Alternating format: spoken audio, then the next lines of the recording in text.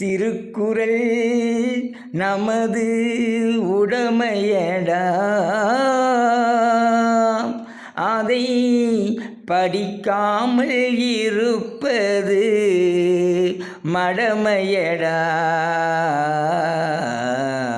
அதை படிக்காமல் இருப்பது மடமையடா. திருக்குறள் நமது உடமையடா, அதை படிக்காமல் இருப்பது மடமையடா. திருக்குறள் நமது உடமையடா, அதை படிக்காமல் இருப்பது மடமையடா.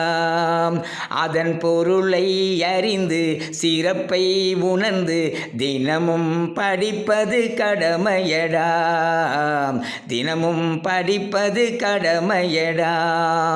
திருக்குறள் நமது உடமையடா, அதை படிக்காமல் இருப்பது மடமையடா. கருவினில் வளரும் மகனை நினைத்து பெருமை கொள்வாள் தமிழன்னை.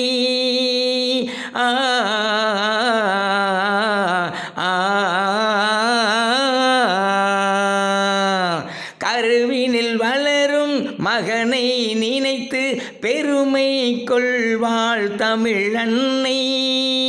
குறளை படித்து அறிவை வளர்த்து மகிழ்ச்சியை தருவான் அவள் பிள்ளை.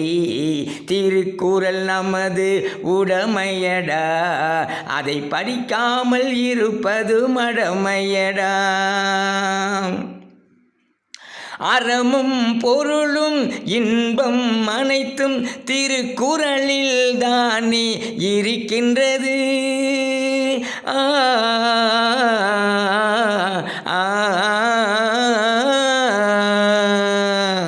அறமும் பொருளும் இன்பம் அனைத்தும் திருக்குறளில் தானே இருக்கின்றது.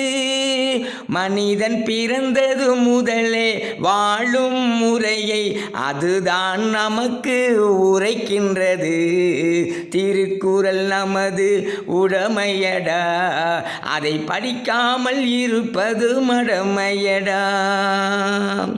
7000 மொழிக்கு கிடைக்காத பெருமையை குறள் தமிழுக்குத்தானே கொடுத்துள்ளது.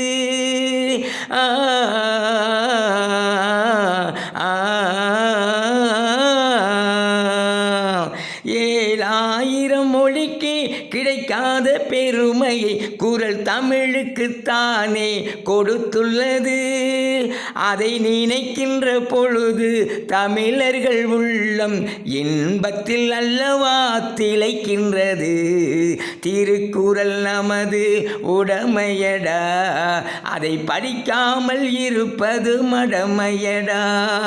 அதன் பொருளை அறிந்து சிறப்பை உணர்ந்து தினமும் படிப்பது கடமையடா, தினமும் படிப்பது கடமையடா.